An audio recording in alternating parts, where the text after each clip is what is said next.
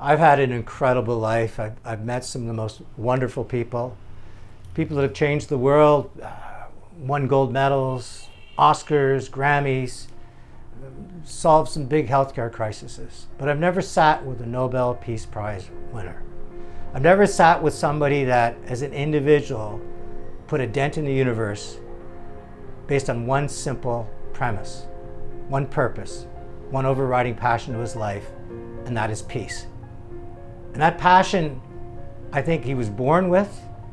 He certainly took in one of the most contested times in our history when Central America was ablaze with war and brought about the Arias Peace Plan. And even today, in his 80s, what he's trying to do is to build a peace museum, an oasis where we can go and realize that if humanity could come together and put down their arms and focus on education and healthcare, and focus on putting the human back in humanity, we'd be a much better world. Oscar Arias, welcome to A Chatter That Matters. You knew you were going to be a politician.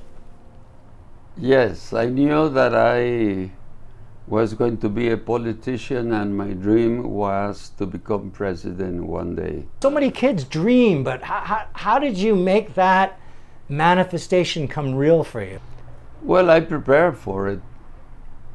When I was in primary school, for every birthday, my father used to give me a biography of great men, from Lincoln and Napoleon to Churchill and FDR and de Gaulle. And I read so many biographies, Gladstone and Disraeli. This is why I decided to go and do my postgraduate work in the United Kingdom, because I fell in love with particularly Winston Churchill. Yeah.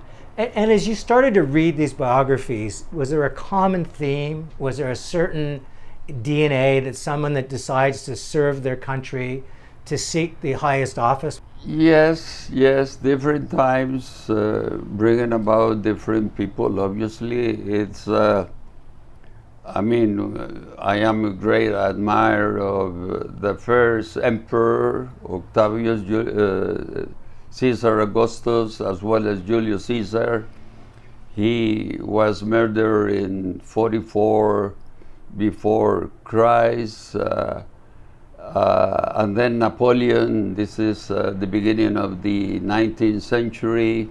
He became emperor. On the other side, you have the British prime ministers who are true Democrats, as well as Abraham Lincoln and Jefferson and Madison and John Adams.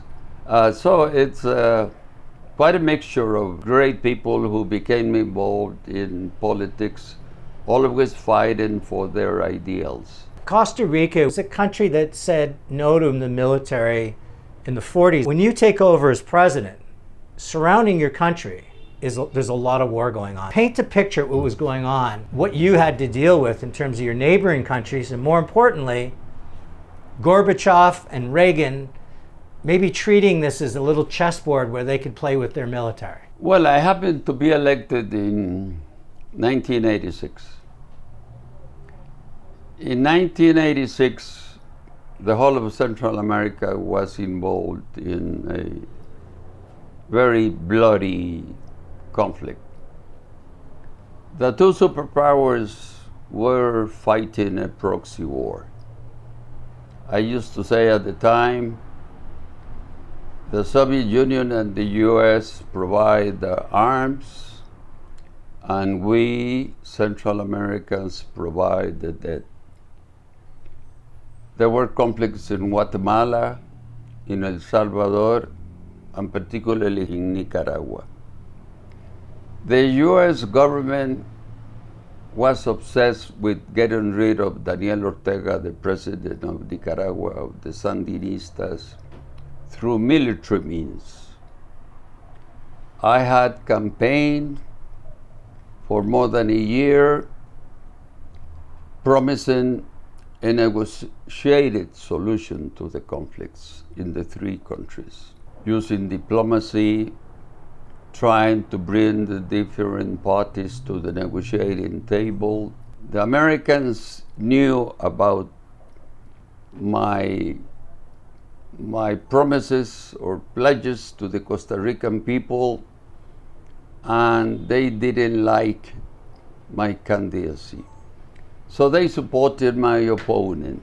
A few years after I had stepped down from office, I had the chance of meeting Roger Ailes.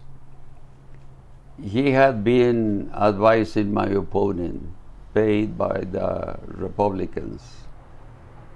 And I asked him, "What did you tell my opponents?" And he said to me, laughing, a very simple thing.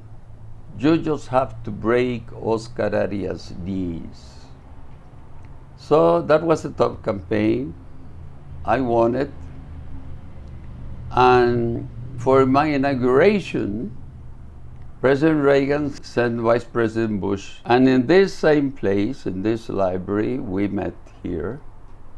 And I said to Vice President Bush, "You know that we are very close friends, Costa Rica and the U.S. Most Costa Ricans admire the U.S. But sometimes friends have agreements and sometimes disagreements. I need to tell you, Mr. Vice President, concerning your policy towards Central America, I strongly disagree with your government."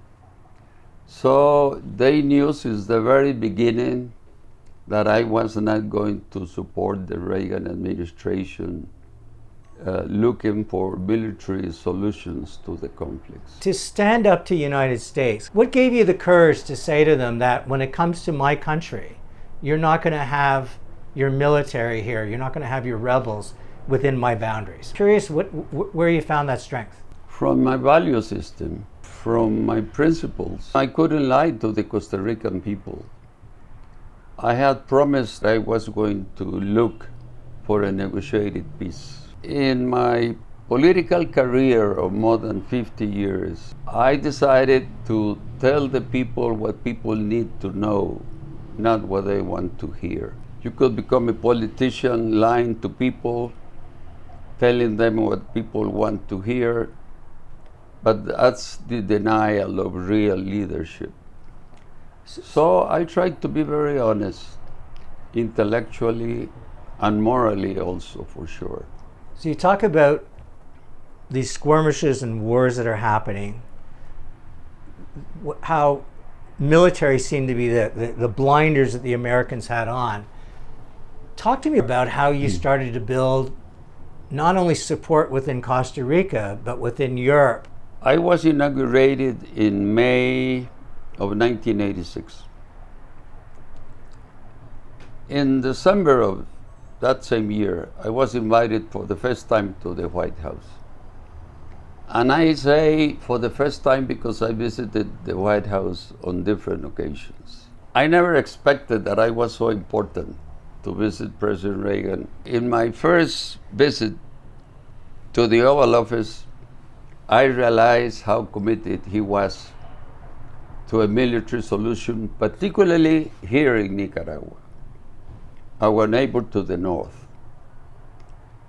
And all my pledges to the Costa Rican people, I wasn't able to fulfill any of them if the Contras, the Contra rebels, as they were called at the time, were using our territory in order to fight the Sandinistas. So I expelled all the comandantes. I expelled everybody from our territory. And that obviously annoyed the US government. I found out eventually that AID had hired many houses to keep the arms for the Contras, the medications for the wounded, and I realized, well, we have been taken by the Americans. Vice President Bush invited me for a gin and tonic at his house. We had a couple of drinks, and I came back from Washington committed to draft a peace plan. A peace plan because we had nothing on the table but war. So I drafted this peace plan. This is the Arias Peace Plan. I invited the President of Guatemala, Vinicius Cerezo, the President of Salvador, Napoleon Duarte, and from Honduras, President Ascona, to come here to San Jose. That was February of 1987. Eventually, I visited Daniel Ortega in Managua to talk about my peace initiative. And I decided to go to Europe and to go to the rest of the Latin American countries in order to get their support. I got all the support from the whole of Latin America, but Europe was much more important. So I remember visiting Portugal, visiting Mario Suarez, Spain with Felipe González, Helmut Kohl in Germany, François Mitterrand in France, Pope John Paul in the Vatican, and many others. At the end, I visited the UK. The Queen invited me to have lunch at Buckingham Palace with the Vice Chancellor of the University of Essex and some of my professors, where I got a PhD. And she asked me, "What's the purpose of your trip?" And I said to her, "Well, I have launched a peace plan because in Central America there is an awful war that we are killing each other, and I want to pacify the region through diplomacy. But unfortunately, Her Majesty, Margaret Thatcher is very busy because she is campaigning. She has an election in 2 weeks. And I'm going to see her deputy prime minister." I went back to the hotel, and the next day I got a phone call from the Foreign Office, and I was told, "Mrs. Thatcher wants to see you at 11 o'clock at 10 Downing Street." So it was really interesting. She took some time from her campaign. We met for an hour and a half. We had a long discussion. And her main argument was, for a real peace, democracy is a precondition. We have democracy, free elections, if we want to have real peace in the region. That implied that for the Sandinistas, they needed to hold an election. And I do remember Fidel Castro telling Daniel Ortega all the time and telling me, "Don't ask for an election in Nicaragua. Revolutionaries don't hold elections." And he used to tell Daniel Ortega in front of me, "Don't fall into Arias' trap. Don't sign that peace plan because you shouldn't commit to hold elections in Nicaragua." Anyway, Mr. Thatcher was very skeptical about a communist government in Nicaragua holding elections. And not only her, but all the members of the Reagan administration used to tell me, "You are so naive." I had no answer for that question because all I could tell them is, well, there is always a first time. Let's wait and see. But I need to tell you that if he signs the peace plan, the international pressure is going to be so strong that he has to hold free elections. And that's exactly what happened. He held those elections and he lost the elections. And Violeta Chamorro won the elections and became the next president of Nicaragua. How was the transfer of power? Because I have to believe when you have Fidel Castro whispering in your ear when you're a revolutionary, it's quite a defeat. It's much bigger than a defeat in a democratic country. So how was the transfer of power? And were you ever worried at a time he wasn't going to abandon the power and just say the election was fake or was rigged and I'm staying in power? At 1 o'clock in the morning, I was talking to Tomás Borges, one of the commandantes, the Marxists, and I told him, you must transfer power. You have lost the election. And President Carter, the next day, on Monday, went to see Daniel Ortega and told him the same.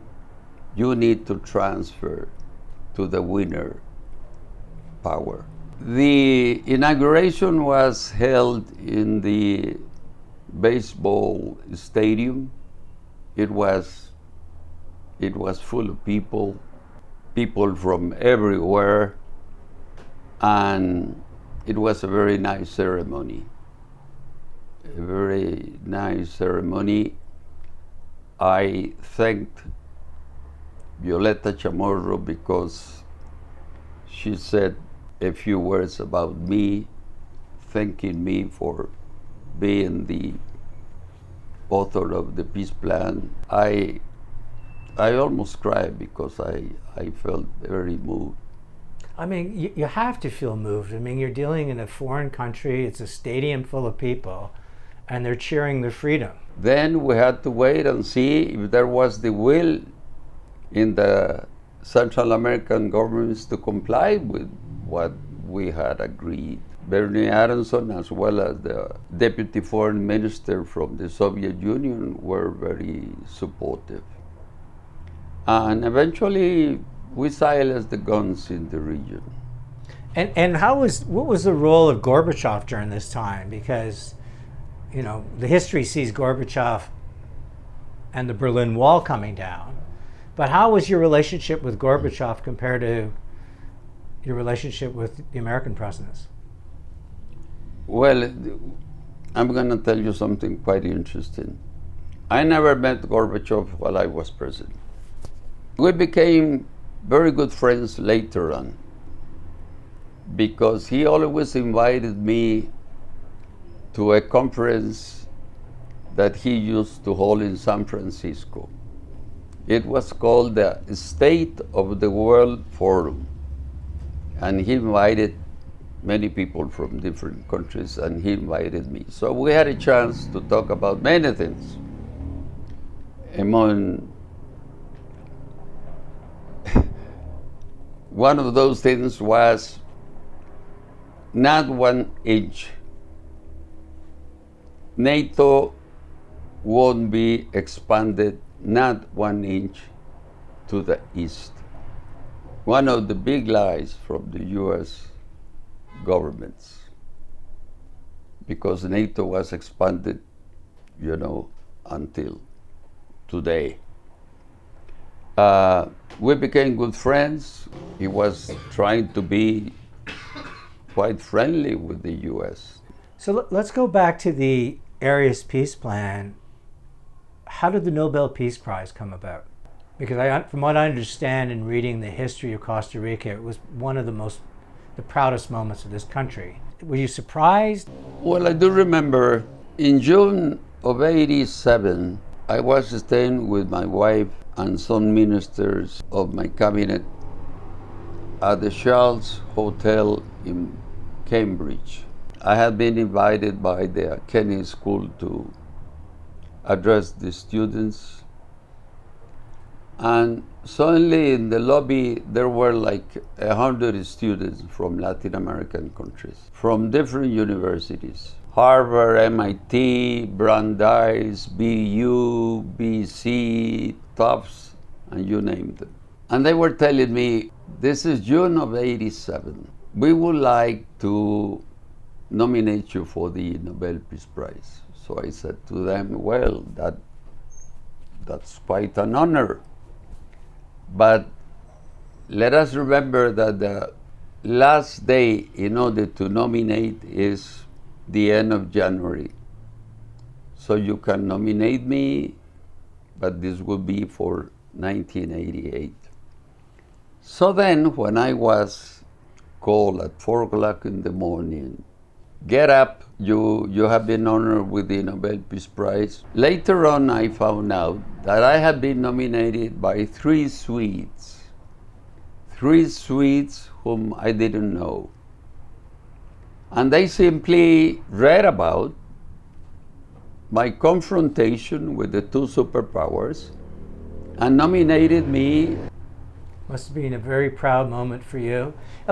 Everything that happened, the stadium, Nicaragua, getting the Nobel Peace Prize. If you were leaving this planet tomorrow, what would you say would stand out the most for you? Would it be the Nobel Peace Prize, or would it be the fact that you freed the Nicaraguans of a communist regime? Would it be just the fact that you honored your principles to Costa Rica? Is there one thing that stands out? In my second term as president of this country, from 2006 to 2010, the General Assembly of the UN approved the Arms Trade Treaty. The Arms Trade Treaty was born at the Arias Foundation for Peace in the mid-90s. And while I was a private citizen making speeches in universities all around the world, making speeches and receiving honorary degrees, particularly from the US, as a matter of fact. I have 93 honorary degrees, and 85 of them are from US universities and colleges. I was always mentioning there is a need to put an end to the trade of weapons in the world, the so-called Arms Trade Treaty. And in 2013, it was approved by the General Assembly and came into effect in 2014 in Geneva. I think that is the greatest contribution of Costa Rican diplomacy to humanity. It's even more important than pacifying Central America. We're going to get to the Peace Museum, but the thing that hurts you the most is the trillions of dollars every year we just spend on weaponry and weapons of mass destruction. Tell me a little bit about that economic engine and how it could be repurposed for a better planet. It's very simple, but it's quite difficult.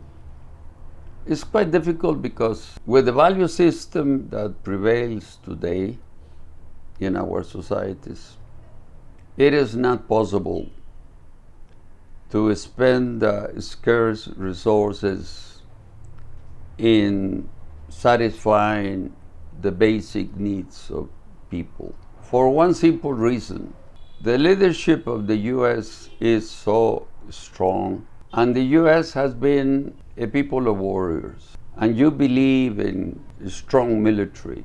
You were born fighting the English in 1776, in 1812. In 1823, you drafted the Monroe Doctrine. In 1846, you invaded Mexico and got half of Mexican territory. In 1898, you fought the Spaniards and got Puerto Rico and the Philippines. Then you got involved for good in the First World War, the Second World War, Korea, Vietnam, Afghanistan, Syria. Now you bomb Iran. The Romans said, if you want to live in peace, prepare for war. That's quite stupid. If you want to live in peace, don't spend so much money on arms and soldiers, because eventually those arms are going to be used. Now, it's not easy to contradict the US government. Only recently, President Trump succeeded in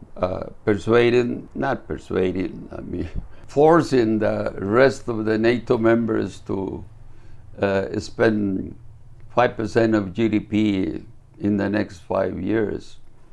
That is the most wasteful way of spending your scarce resources, because official development assistance is going to be used in order to spend more on arms and sophisticated weapons than on people. And as you know, poverty needs no passport to travel. If immigration is one of the big issues today it is going to be worse when you cannot feed the hungry in Africa or in Asian countries or even in Haiti here in this hemisphere. But you know, as Henry Kissinger once said, it is difficult to be an enemy of the US, but to be a friend is fatal. And it's not easy to persuade American governments that to spend on arms and soldiers is the waste of money. These are the wrong priorities for a more peaceful world in the future. And these are the wrong priorities simply because the values are wrong. And if the values are wrong, then the priorities of governments are wrong.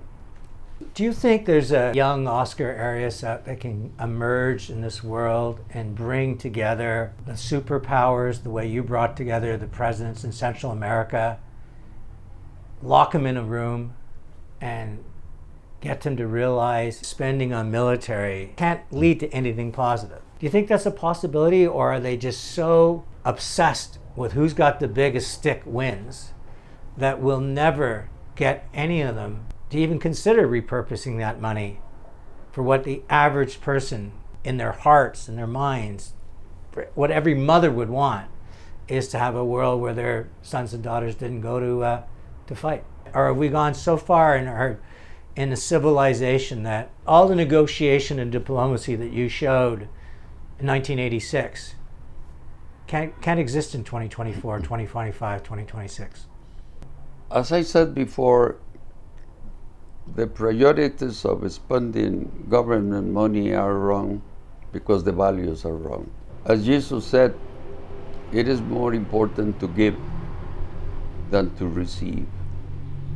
I personally went into public service because I wanted to help people.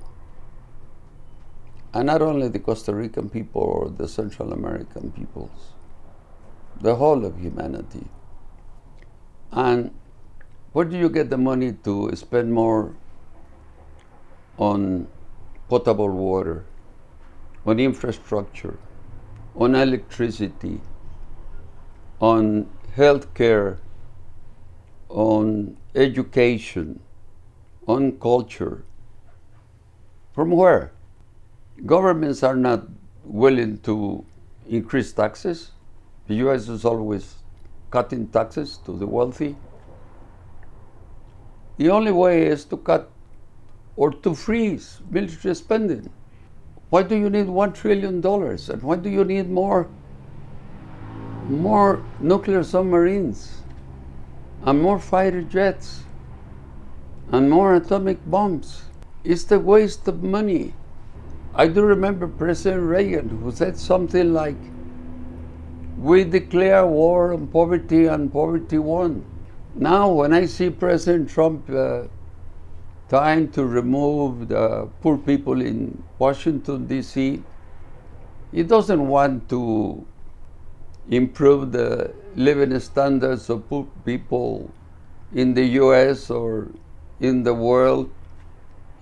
He wants to hide the poor people. And the only way, for instance, to stop immigration is if those poor people can stay in their own countries.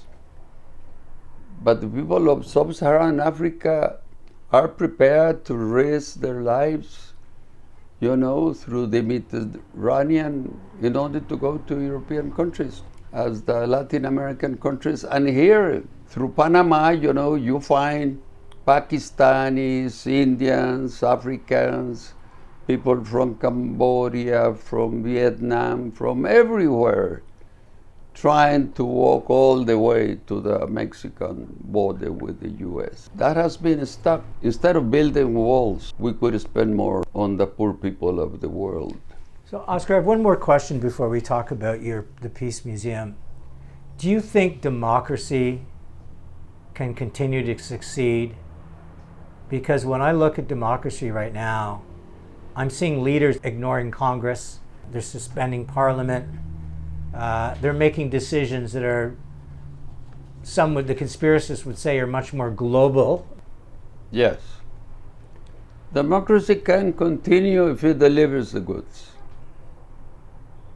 If you can improve through democracy and democratic institutions and enjoying freedom, if you can improve the living conditions of people.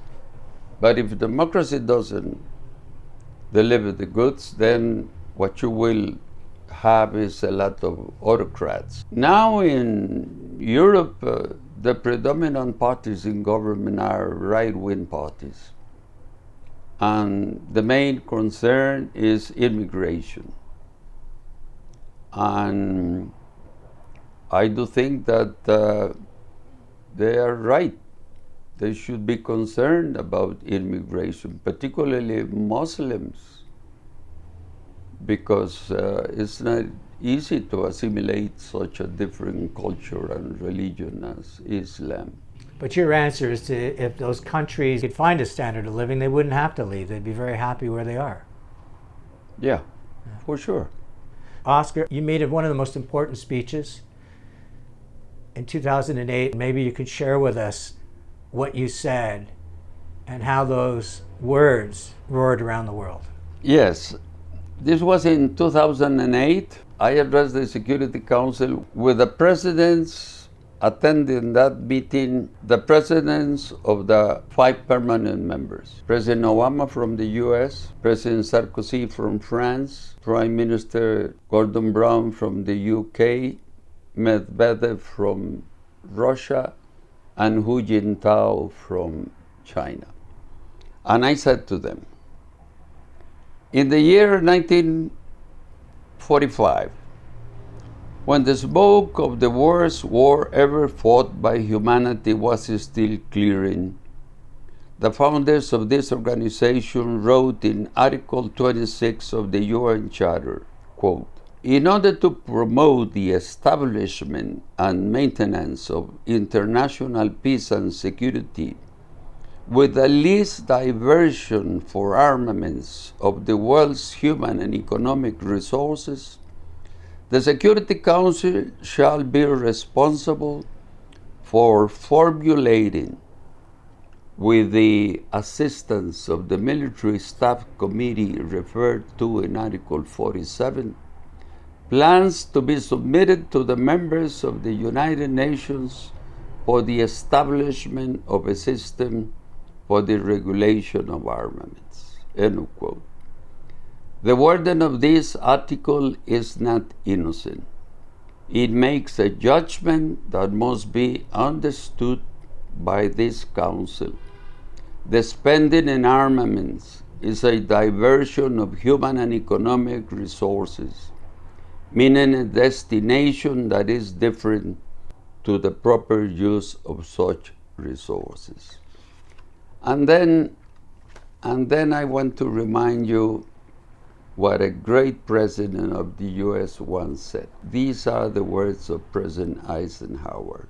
Every gun that is made, every warship launch, every rocket fire signifies, in the final sense, a death from those who hunger and are not fed, those who are cold and are not clothed. This well in arms is not spending money alone.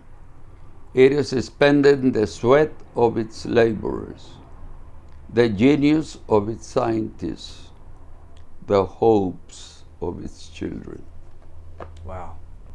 Yeah, those are not my words. But they're your values. Talk to me about your dream of having a museum dedicated to peace and why you want to have it in Costa Rica. Because as you said, the diplomacy that came from this country is something that every Costa Rican should be very proud of. No other country in the world, Tony, has the moral authority to build a peace museum as we do. We abolished the army in 1948. And by doing that, we declare peace to the world. In my first term in office, I held a hemispheric summit here.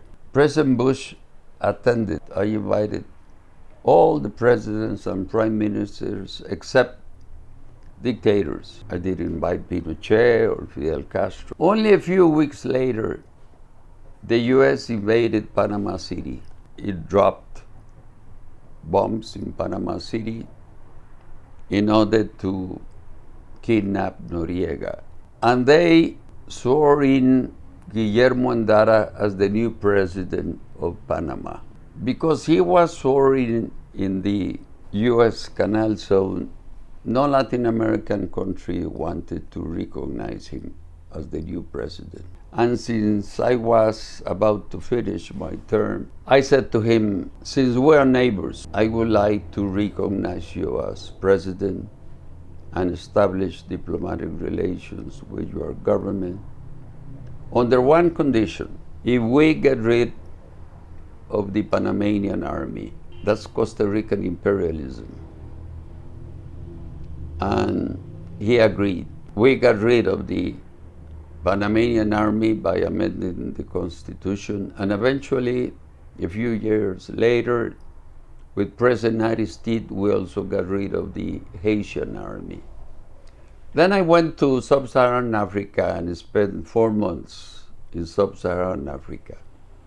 I lived in Tanzania, in Arusha. I held many conferences with prime ministers, with presidents, with defense ministers, in order to freeze military spending or, if possible, get rid of an army. I failed. I wasn't able to persuade anybody. But since, as I have said, the most perverse way of spending scarce resources is in arms and soldiers. So we have the moral authority to tell the world we can create a culture of peace with different values.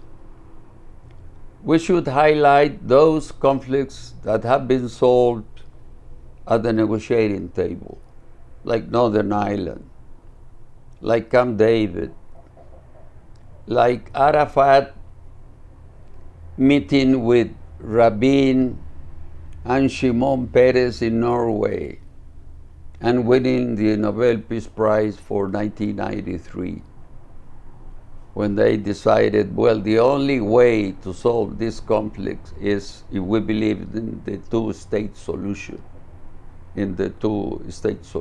yeah. And the same is true of Central America. We were able to sit around a table and reach an agreement. I believe that the use of military force should be the last resort. And in this museum, we would like to show what philosophers in the last 2,500 years have said and written about peace. And most importantly, I would like to highlight the so-called peace dividends.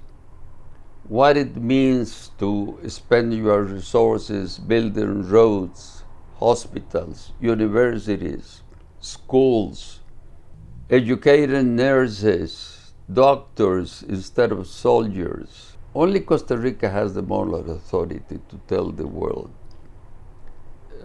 this kind of spending is really immoral.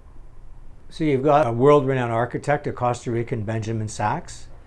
You're working with a variety of different people. What is it going to take to have this museum built? How do you hope it celebrates and fosters peace going forward? So first question, I guess, is what is it going to take to make this museum a reality? It's a combination of several things.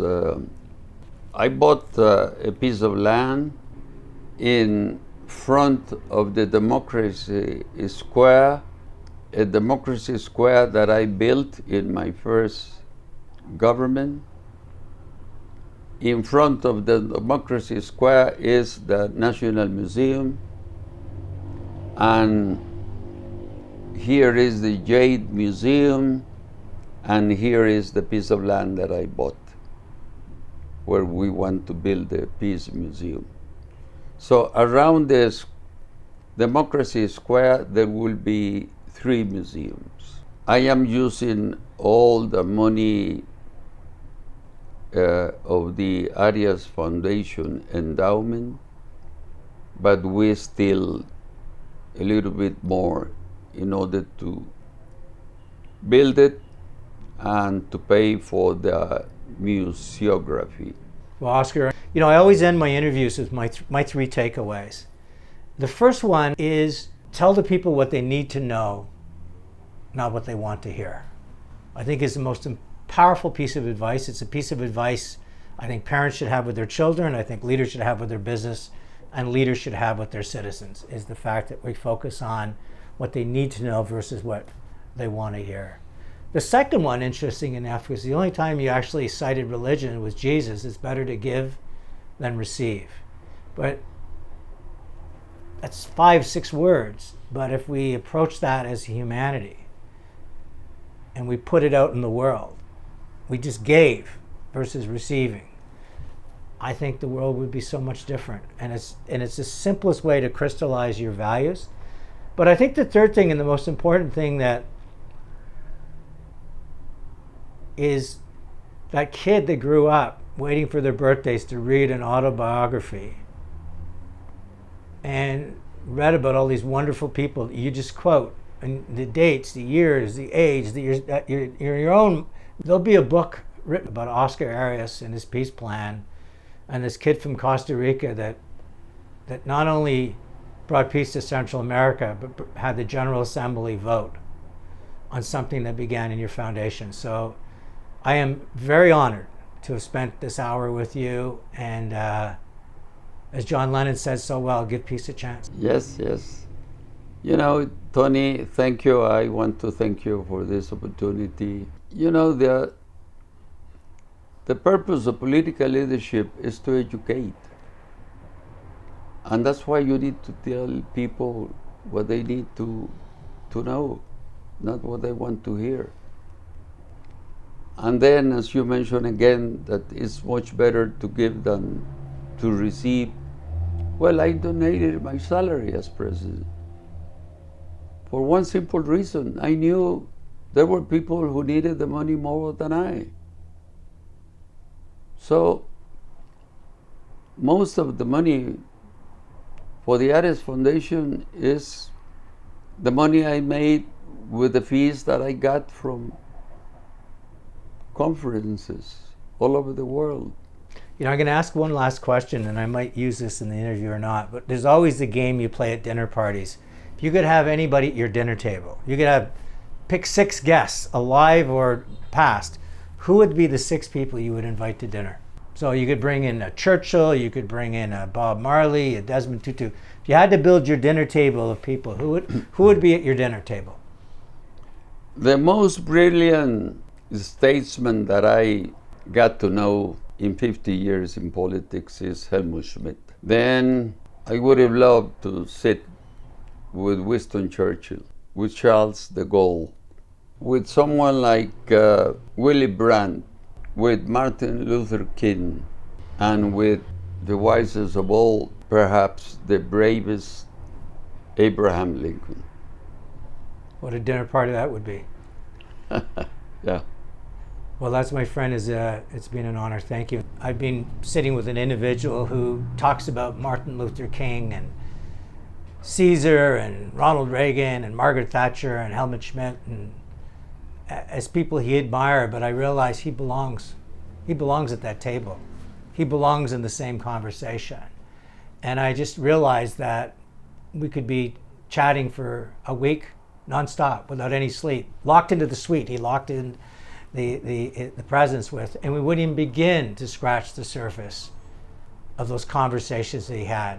The times he went in and everybody saying, no, communist leaders will not, revolutionaries will not hold an election. And he found a way to do it. So I hope you enjoyed this interview as much as I did. sitting with this great man, and let's do what we can to create a museum not for Costa Rica, but for humanity. It's Tony Chapman. Let's chat soon.